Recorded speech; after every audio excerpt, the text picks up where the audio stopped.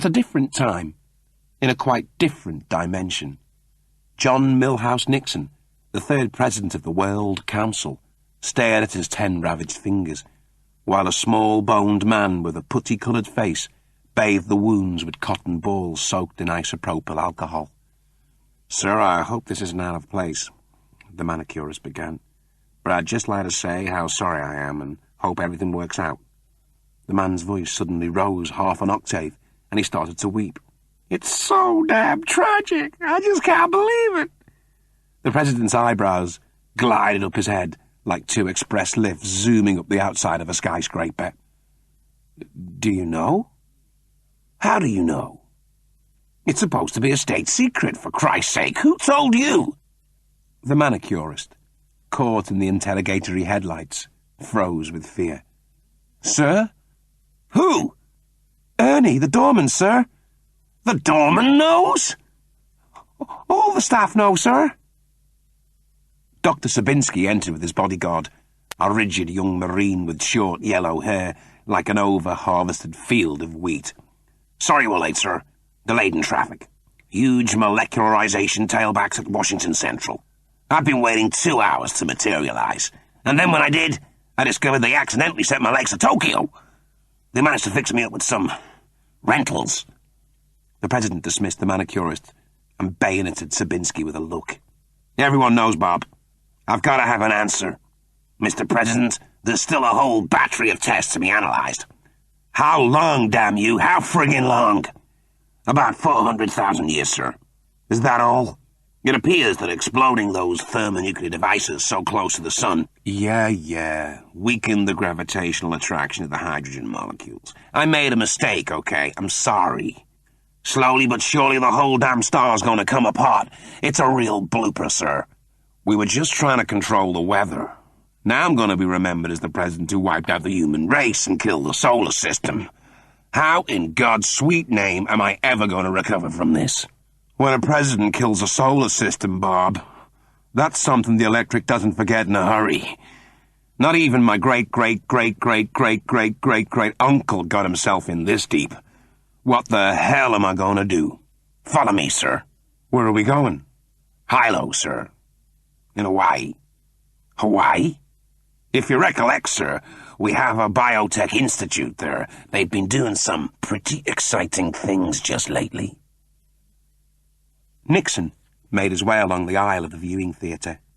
Magruder, Sabinski's wheat-haired bodyguard, clicked off the lights, and the film started to play on the projector screen. At first it was a series of molecular profiles of some new type of virus that Sabinski seemed inordinately excited about. Most of the details eluded the president, and his mind had started to wander. "Bob, start again and make it simple. Remember, it's the president you're talking to." "Sorry, sir." "And no graphs, or those spirally bally things on sticks. What are they called?" "Let's review. We've killed the sun. In 400,000 years, maybe sooner, the solar system will effectively be dead.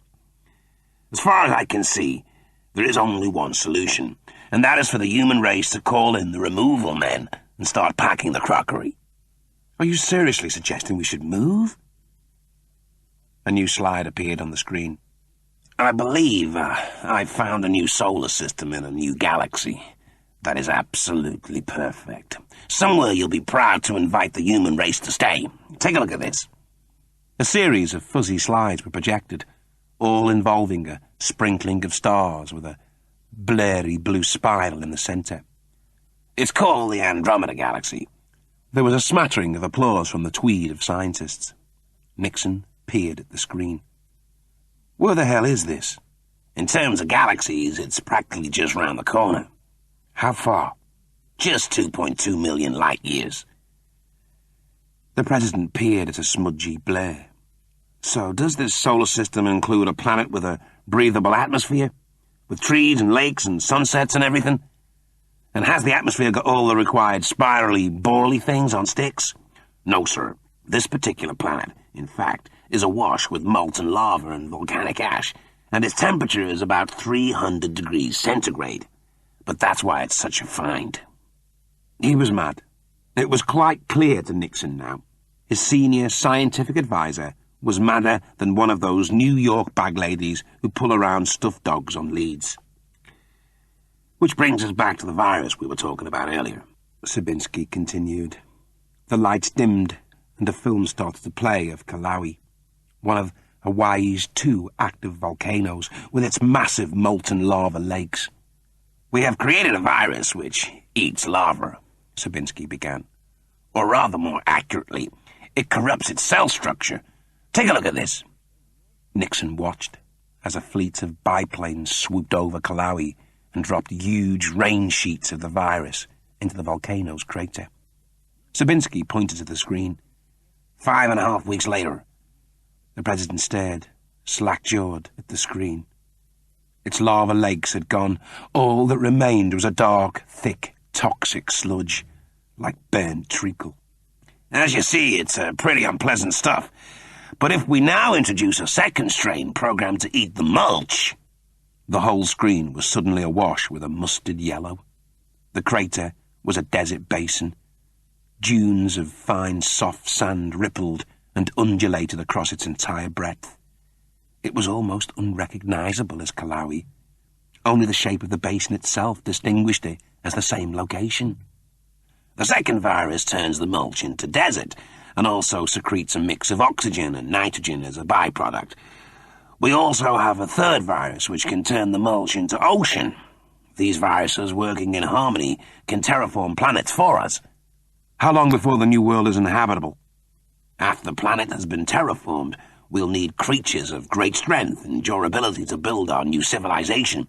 We will need to create life forms, creatures who will make our new home for us." "And that's all possible?" "We've already made quite some progress in that direction, actually, sir." "You mean you've actually created some new life forms?" "Nothing we're really proud of," he said, remembering the snug giraffe. "Permission to speak, sir." Magruder, Sabinski's bodyguard, stood to an overstarched attention. "Permission granted." "I wish to volunteer, sir, to travel with the genetically engineered pioneers, sir. To sacrifice my life, if that is required, sir. To help save the human race, sir. Graduated West Point, sir. Fought in Hyperion, sir. Decorated, sir. Single, sir." Nixon spoke. "Why so keen?" "My mother, sir, told me many great stories of my father's feats of daring in the wastes of deep space, sir. They were never married, sir. He died before my mother was able to inform him she was pregnant. His ship, sir, Red Dwarf, sir, was lost to a radiation leak." Sabinski nodded. "Didn't the ship's black box touch down in the Pacific a couple of years back?" "Confirmed everything my mother told me, sir. It appears my father was chosen by the onboard computer, sir, to be revived as a hologram. We believe he received that honour because he was such an awesome soldier, sir." "What was his name, son?" "His name was Rimmer, sir. Arnold J. Rimmer, sir." "And a part of you believes he's still out there somewhere?" "He's been an icon of mine since I was 3 years old, sir. If I hadn't had him as my role model, I don't believe I would have amounted to anything, sir." The president's face cracked into a smile. "Start preparing, Magruder. You're on that ship." Michael R. Magruder cracked his arm into a perfect salute. "Yes, sir. Thank you, sir. God bless you, sir." He gazed through the window, up into the sky. He'd always believed that somewhere out there was his old man. Old Iron Balls himself. The guy he'd looked up to his whole life. If only he was still around, and somehow they could meet. What a day that would be.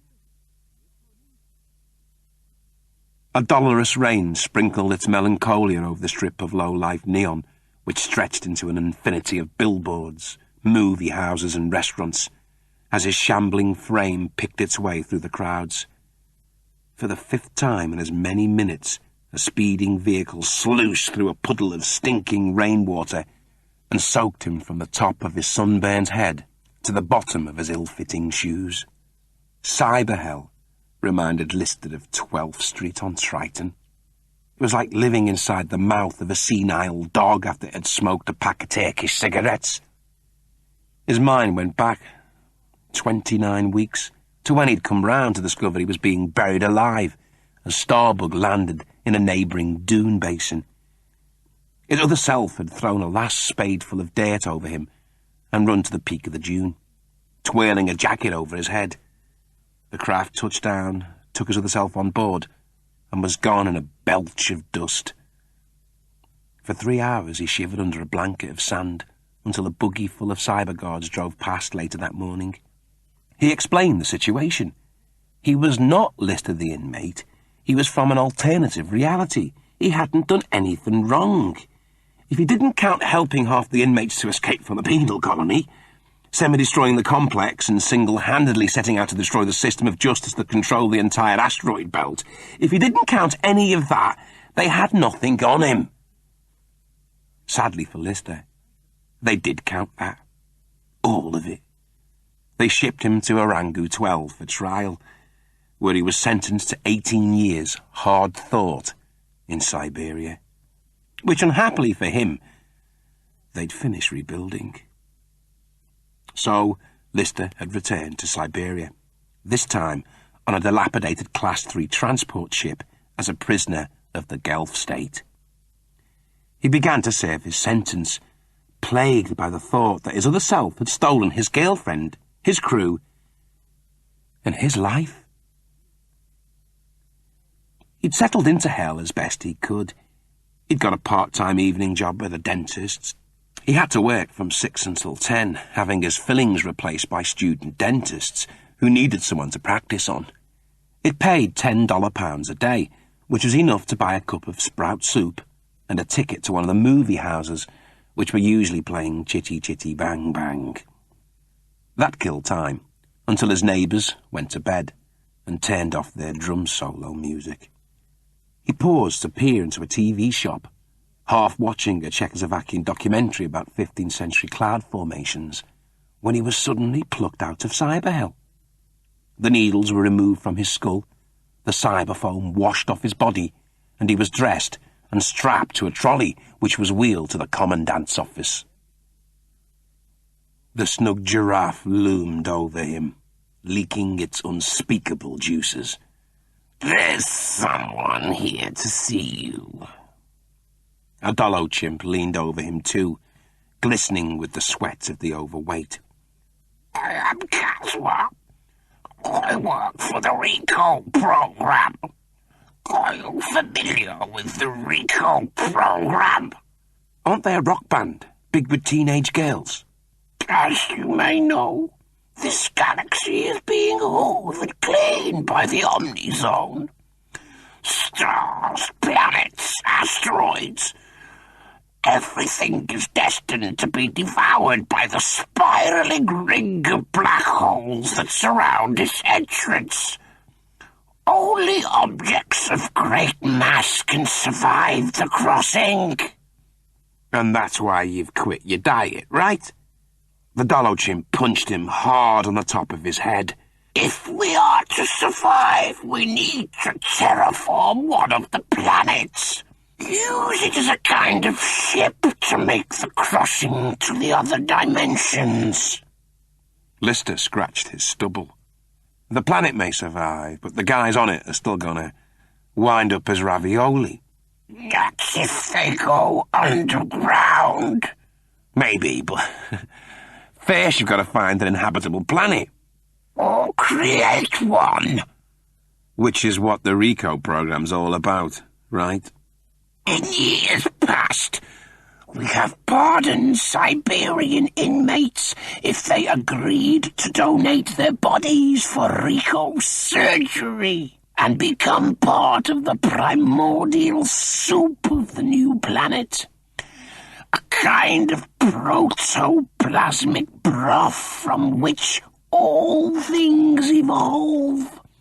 The ecosystem, animal and marine life.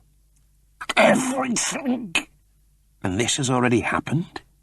"The donors lost their individual personalities and became part of a gestalt intelligence that controlled the planet. A unified entity that speeded up the creation of the biosphere from millions of years to barely 3. Creation was no longer in the hands of random chance.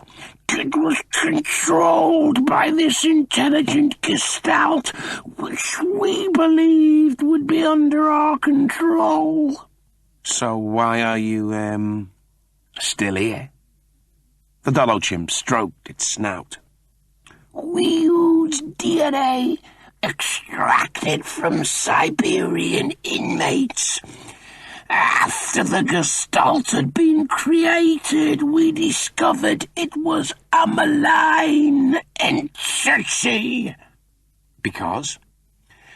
Because it had been created from the scum of our society. It was a bitter god who punished the just, rewarded the wicked, and encouraged evil. Finally, the Black Planet became known, passed through the ring, and now exists in some other dimension of reality. So then you started again. With a new Gestalt, on a new planet, but this time we use the innocent. The inmates of Siberia are innocent? The Dolochimp watched Lister's face blanch with shock. The future crime system of justice allow us to arrest the innocent and then coerce them into accepting the RICO deal. But my other self was guilty. He wiped out his crewmates. We didn't know that. He was tried for emo smuggling, something of which we knew he was innocent. So what do you want with me? The planet is finished. The new innocent Gestalt is complete. We need to test that it is safe. We want you to volunteer to be one of the first to set foot on the planet. We have already sent one ship. It did not return. You will be a member of the second ship, or if you prefer, you can return to Cyber Hell. The Dolochimp smiled. We are extremely considerate to those who volunteer. You will be permitted to spend your last evening with a symbimorph. A what? A symbiotic shapeshifter. They morph into the shape that most pleases you. The regulator pushed a typewritten statement across the desk. Sign! If he agreed to test the Gestalt, then maybe, just maybe, there'd be an opportunity to pull something before they landed. He signed his name. A series of hatchway doors slid back and slammed shut as Lister and his party of guards reached the Symbimorph quarters in the depths of the penal colony. They stopped at a check-in. Name? Lister, said the dingo Tang, handcuffed to Lister's wrist. The guard ran the index finger of his black paw down his intake list. We can't take him in this batch. All the Symbimorphs are out. Not my problem, it's yours. But the only Symbimorph that's free is Retrocrabbin. And it's not broken. Not my problem. The Gelf shrugged. Who the hell will know? What do you mean? Asked Lister, being yanked off down the corridor. It's not broken. Is that bad? Look, I'm sorry, I want one that is broken, completely broken. You got that? Is anyone listening to me? The hatchway door slid open, and Lister was encouraged to go inside. His nose hit stone, and he slithered down the cell wall like an undercooked piece of spaghetti. He got up and looked around. It wasn't a cell. It was more like a luxurious apartment. In the middle of the room was a table set for a candlelit supper for two. A blue wine was chilling in an ice cooler. Lister showered and helped himself to the change of clothing that was laid out on the 7'4" poster bed. Then there was a commotion outside. Lister squinted through the grill and saw a female dingo tang being frog-marched down the corridor between two dingo tang guards. She was sobbing. No, I don't want to. I want you, Decky. Just you. No! The dingo tang struck her forcibly across the face with his massive orangutan arm and continued dragging her towards Lister's suite. There was a strange slurping noise, and the female's form started to fold in on itself. Lister stepped back as the hatchway seal unlocked, and two guards stood in the open doorway, fighting with a huge sofa, trying to get it in through the door. One of the guards took out a baton and hit the sofa several times on its cushion, swearing at it savagely. Lister smiled. So this was his unbroken symbimorph. Suddenly, there was another slurping noise as the creature weakened under the beating and turned back into the female dingo tang and started pleading with the gelf called Decky again. I just want to be with you, Decky. I don't want to shapeshift for another. Decky turned and addressed Lister. If it gives you any trouble, beat it. If that doesn't work, press the alarm and we'll try and get you another. The dingo tang turned to the symbimorph. Cast your hook. No, Decky, please. He raised his hand, and the symbimorph nodded in compliance. It morphed again, this time becoming a translucent spinning disc. A tiny black dart shot out and hit Lister just above the right eyebrow. The pain was an agonizing surprise, like someone had just ripped out all his nostril hair with a pair of rusty pliers. Then it was gone. The telepathic venom had been absorbed. He and the symbimorph were bonded. The dingo tang turned to the symbimorph. Please him. There was a slurping noise, and the symbimorph started to morph again. Lister looked across and saw the symbimorph was now sitting there defiantly as a pile of yak dung. The guards screamed at the excrement. Stop it! Change! Please him! The yak dung shook uncontrollably, almost as if it was sniggering. Lister grinned. I have never known a symbimorph so willful. We will return in half a cycle. If you refuse to do his bidding, then you will be spayed. The two defeated guards slammed out of the suite. He looked across at the dung and waved amiably. How's it going? The dung did not reply. My name's Lister. Silence. Lister sat down at the table and started to serve the chicken dish onto the two plates. Have you got a name? Silence.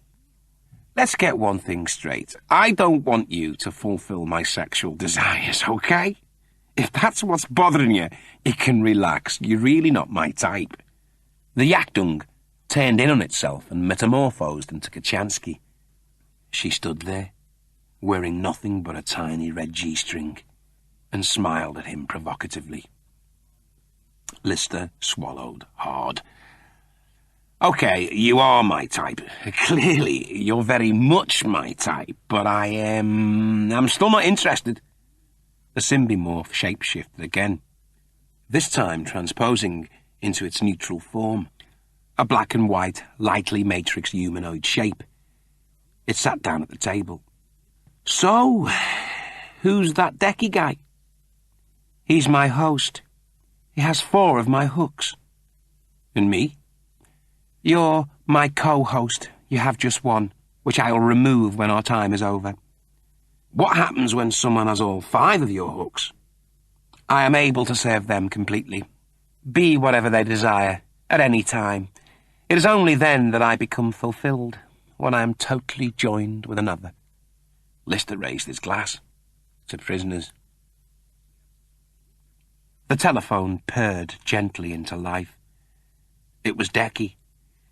He wanted to know if the symbimorph was performing. Lister looked at it, curled fast asleep on the bed. Yeah, he said. No problems. The symbimorph opened its eyes. Why did you lie for me? He'd have spayed you. The symbimorph looked at him balefully. "You want me to help you, don't you? Help you escape?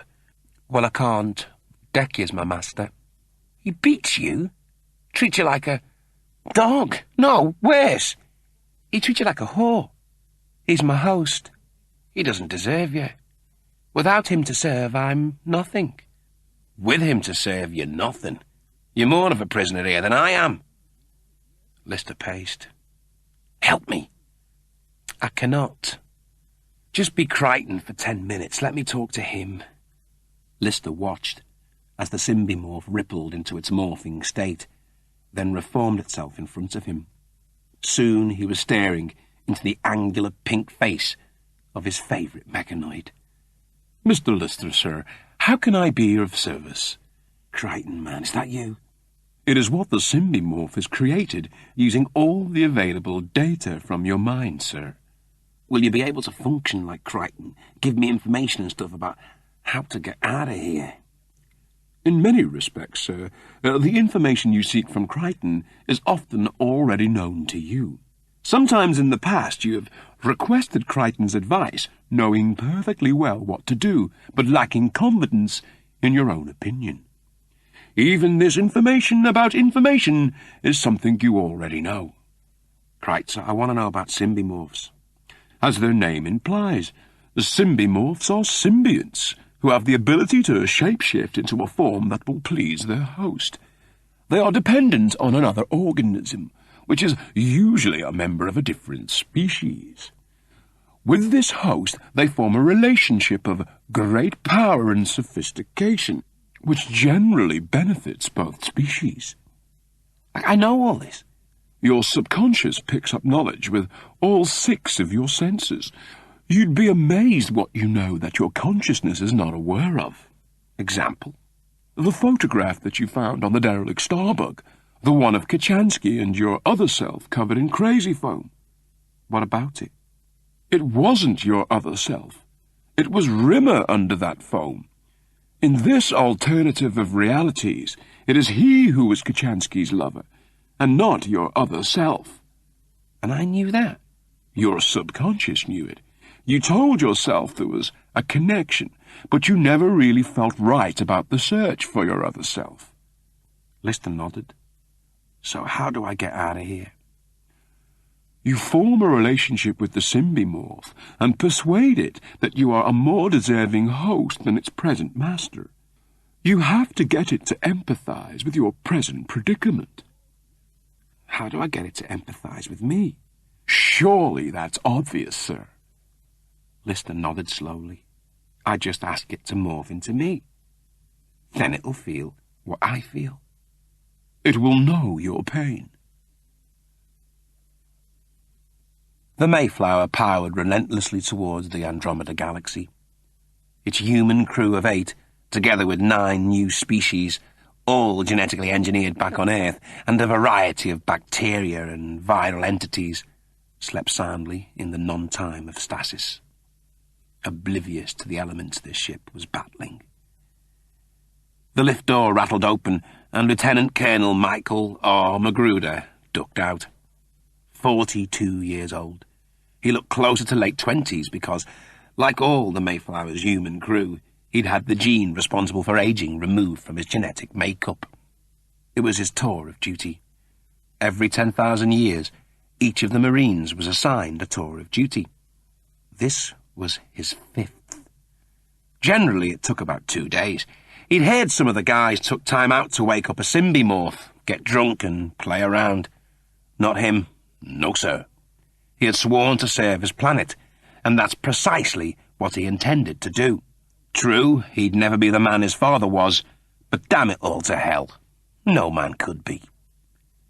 It was part of his tour of duty to check the passengers. First on his checklist were the Dolochimps. Magruder arrived at the first stasis pen. 6 Dolochimps roamed up and down in their glass dome. Something was wrong. They'd been reanimated. Must be some kind of temporary electrical fault. He moved on towards the next pen to check out the simulants.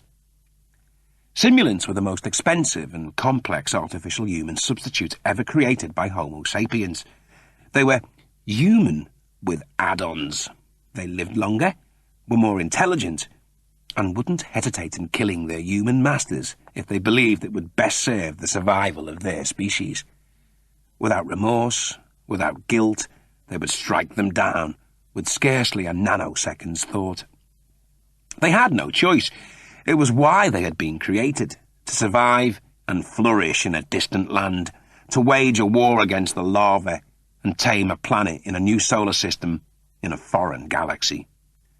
The segregation laws were long and complex, but the only law anyone ever had to remember ever was this: never trust a simulant. He looked in at the pen. The simulants were all reanimated too. They grinned and screeched and licked the inside of the glass domes with their long grey tongues. He peered in at the next pen. It was empty. 7 simulants were free. A trickle of sweat trickled off the edge of a jaw an architect could have used to draw straight lines. He must remain calm. What would his father have done? He breathed deeply, probably round them up single-handedly after some titanic bloodbath, then climbed back into deep sleep and not even bothered to mention the incident to anyone.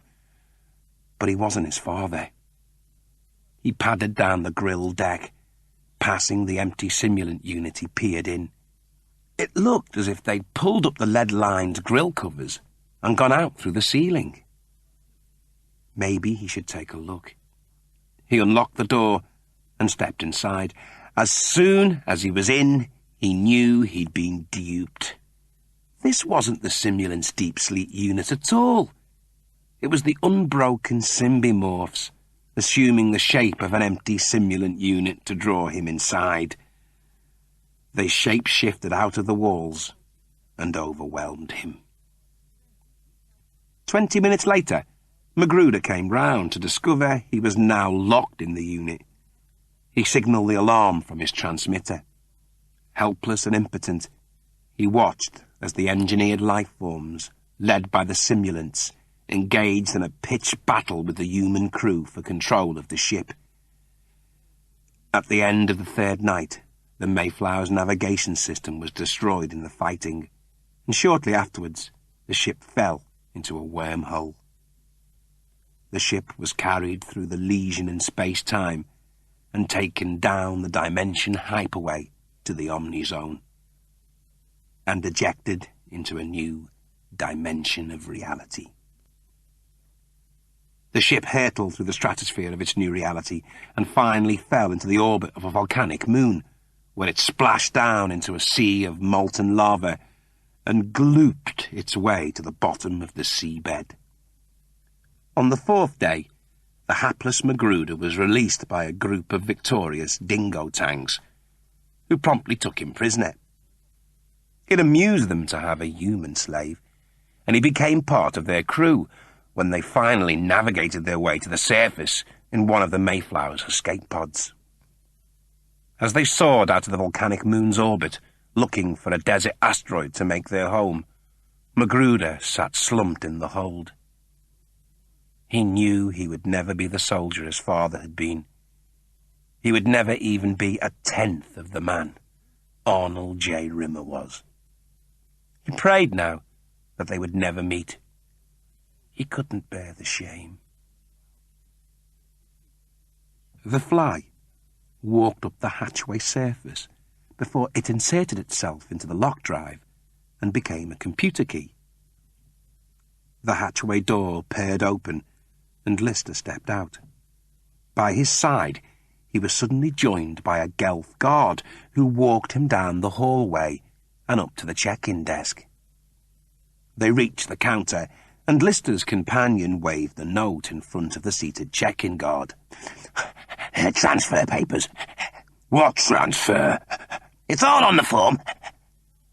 Without breaking stride, Lister and Retrocrebin, still assuming the shape of the guard, dropped the note on the desk and strolled towards the exit.